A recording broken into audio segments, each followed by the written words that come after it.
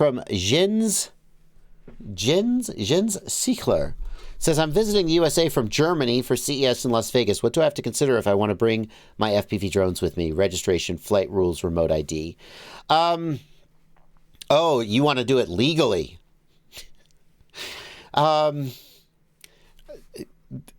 Many people in your situation would elect to just bring their stuff and fly it in a responsible manner that did not draw undue attention to themselves. And that would be that. If you are trying to do something more overt, like you're going to be at CES and you want to do some, drone footage of the show, outside. Obviously, if you're inside, then you're not. The FAA doesn't care because you're indoors. Then if you wanted to do more overt stuff where you might draw attention and you want to make sure you're legal, that's a little more complicated. You can't get a 107. You would, if you wanted to do commercial work, I think you would need a U.S. pilot with a 107 to act as your pilot in command while you operated the controls. Blunty, did you agree with that? I wouldn't. I would think they'd be able to file for a 107. You think a foreigner can get a 107? I guess there's no requirement that you be a U.S. national. I'm not sure, but I believe you can get a 107. I wouldn't think that somebody just coming to CES on a vacation would go to the trouble of getting a 107, since then theoretically that's a U.S.-based certification. And the U.S. doesn't recognize any foreign there's no reciprocity, where if you have a certain certificate in Canada, for example, or Germany, then you're good to go. They don't do that. Gotcha. I'm going to miss something. What does he need a 107? Well, I'm just running through the permutations. I see. Okay. So I'm like, if it's a commercial operation, then he needs a 107-based pilot in command. And you could do that by finding a local Las Vegas person who has a 107 to stand next to you and go, yep, I'm your pilot in command, as you were. And in that case, that person will probably advise you as to the rules. Assuming you're flying recreationally, you would need a remote ID module, assuming the drones are over 250 grams. Or you would need a drone to do standard remote ID, such as if it was a DJI drone. You would need to have taken the trust test. I would guess, and I guess, can a foreign national register on the FAA drone zone? I mean, for a recreational, it seems like... Yes. I'm like 99.9% sure there's no limitation on where you're from or what nationality you hold or anything. You're just filing to say, hey, here's my info, and I'm doing this in the United States legally. That's my understanding. Okay. So basically the requirements are the same then, as if you're a... Why do I think that there's a difference? I can't remember where the distinction... At some point I thought there was a distinction. I've been trying to find it, but I guess I can't. So the answer is, assuming you're flying recreationally, take the trust test, TRUST, go to FAAdronezone.com.gov. FAA drone zone. Oh, no, of course it's not that simple. You got to search, just search for FAA drone zone. Here you go. Recreational flyers. Learn the rules, take the trust, and download the Before You Fly mobile app. Register with the FAA. And then make sure you're flying in a legal area using the Before You Fly app, or using, what is it now? It's not Kitty Hawk. There's an air control. What's the name of the app?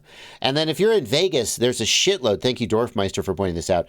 There's a shitload of no-fly zones in Vegas. So, you're going to need to be really sure about where you're flying. Okay.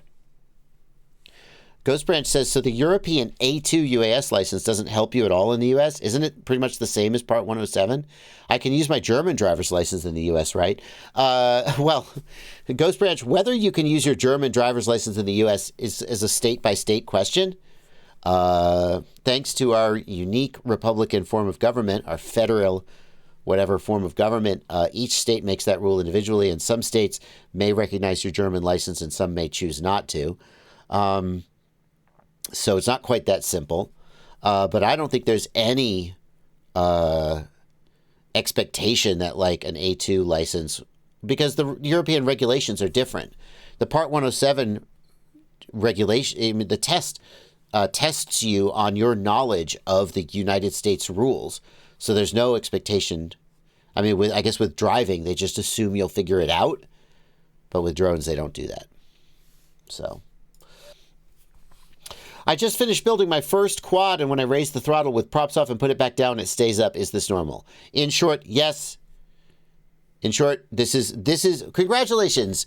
You have passed through one of the things that all FPV pilots pass through, all multi-rotor pilots pass through, which is the question of why your motors do this. And the short answer is yes, it's completely normal. When your props are off, if you raise the throttle and lower it, they don't come back down. Everything is probably fine. Don't worry. That's the short answer.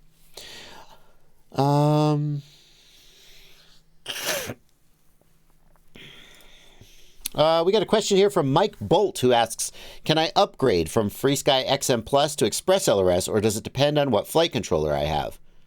I got a Beta FPV Nano ELRS receiver, and the physical connector is not the same. Can I solder it to an empty pad? So if the physical connector doesn't match, then that's just a matter of physical connectors, and you can always cut that connector off and solder it to the wires. The only question is whether the flight controller has a spare UART, a TX and RX pad that you can solder to. That's going to depend on what flight controller you have, and you don't say what flight controller you have.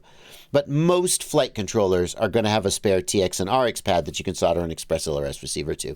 The other thing to keep in mind is that if you do end up in a situation where you don't have a spare TX and RX pad, Express LRS can be made to output S-Bus. And so literally you could plug the Express LRS receiver in exactly the same as where your XM Plus was. Yeah, that's what you want. Okay, so the way to make your Express LRS receiver output S-Bus is here, if you need it. But most... Yeah, Blunty. I would say even if you only have one pad, it's probably better to do inverted CRSF and then put the one wire in and set it up. So unless you have to use S-Bus. Oh, that's interesting. You could do the inverted crossfire, which is going to have... Yeah, that's interesting.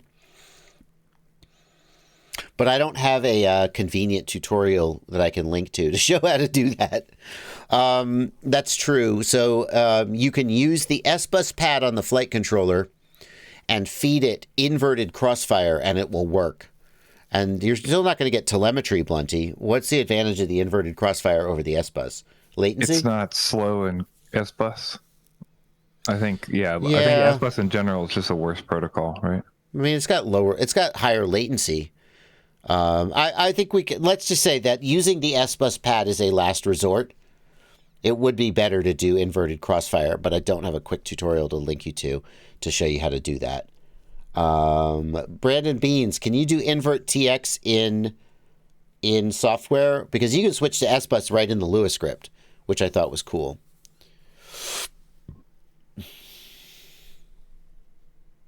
Oh, you change it in the same place as your tutorial. Is that true? So it's exactly that same place I switched to S-Bus, but instead you switch it to Crossfire or inverted Crossfire. Okay. All right. Invert TX is in the web UI, but not the Lua? Okay, well, maybe I need to do a tutorial about that to get the exact steps. All right.